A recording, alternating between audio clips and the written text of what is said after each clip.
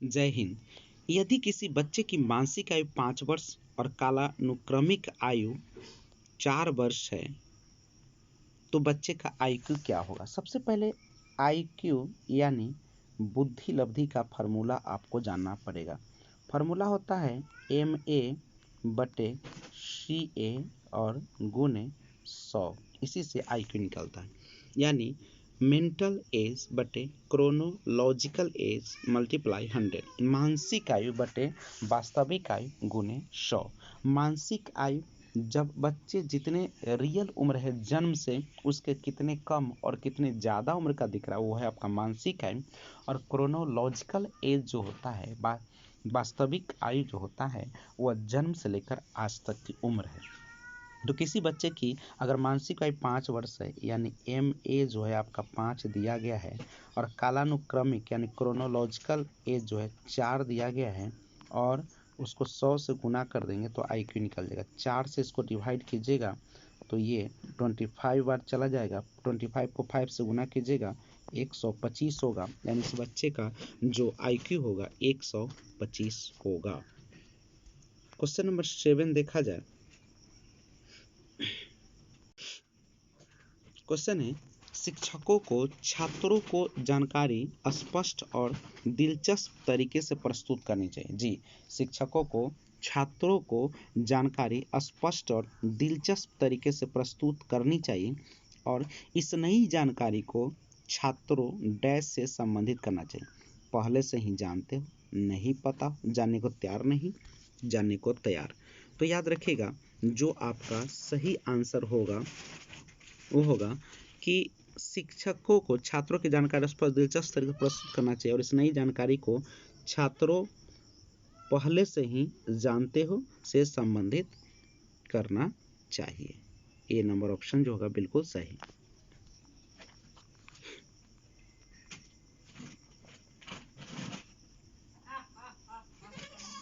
अगला क्वेश्चन है, PSRN विकास में PSRN शब्द का अर्थ है।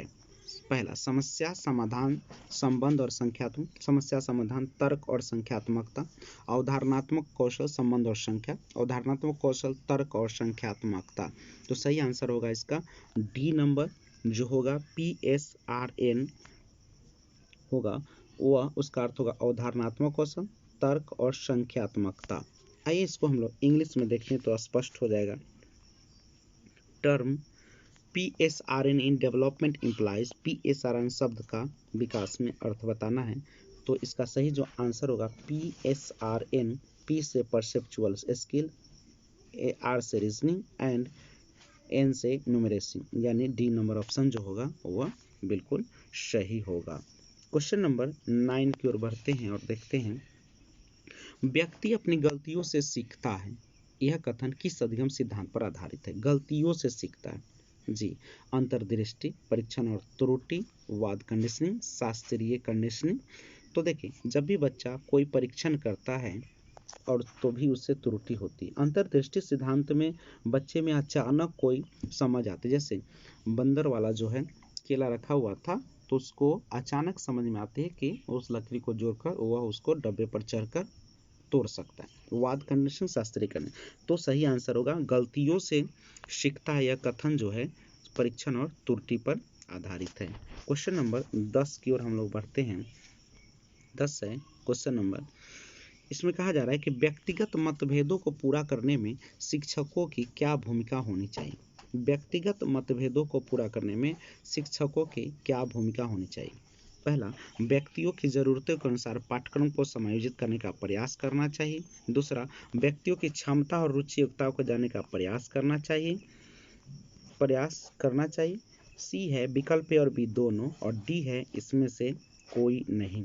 तो याद रखिएगा व्यक्तिगत मतभेदों को पूरा करने में शिक्षकों की क्या भूमिका होनी चाहिए? इसमें व्यक्तियों की जरूरत के अनुसार पाठ्यक्रम समायोजित करना चाहिए और व्यक्तियों की क्षमता, रुचि और योग्यता को जानने का प्रयास भी करना चाहिए, यानी जो सही आंसर होगा सी होगा।